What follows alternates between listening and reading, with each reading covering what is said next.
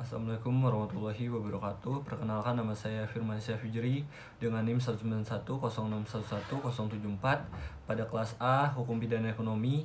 Di sini saya akan menjelaskan mengenai hasil studi lapangan ke Pengadilan Negeri Jakarta Selatan pada tanggal 14 November 2022. Di sini saya menyaksikan sidang dengan perkara nomor 106 Pitpra 2022 PN Jakarta Selatan dengan klasifikasi sidang sah atau tidaknya penetapan tersangka dan agenda sidang pemanggilan pemohon dan putusan pada tanggal 14 November 2022 bertepatan pada hari Senin pada saat studi lapangan dan juga disaksikan pada ruang sidang 6. Untuk jenis kasusnya adalah tindak pidana pencucian uang dengan terdakwa Martin Subijantoro selaku pemohon dan juga termohon adalah Direktur Tindak Pidana Ekonomi Bareskrim Polri.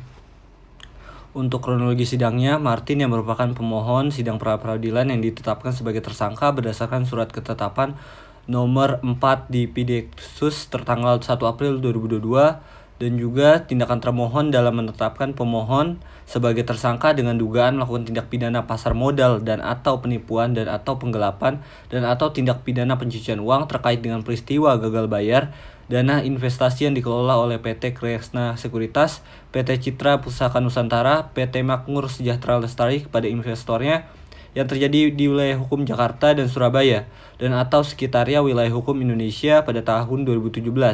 Tidak diberi nomor dan tanggal surat sehingga pemohon berpendapat bahwa surat penetapan tersangka tidak sah dan tidak berdasarkan atas hukum dan oleh karenanya penetapan tersangka akuo tidak mempunyai kekuatan hukum mengikat.